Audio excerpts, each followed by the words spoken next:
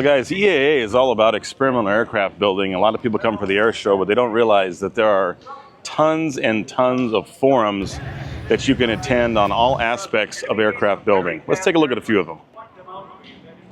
These forum buildings offer all kinds of free workshops like gas welding, woodworking,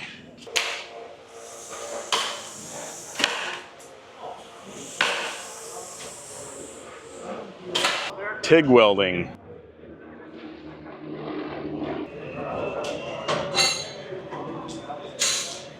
fabric covering, and more.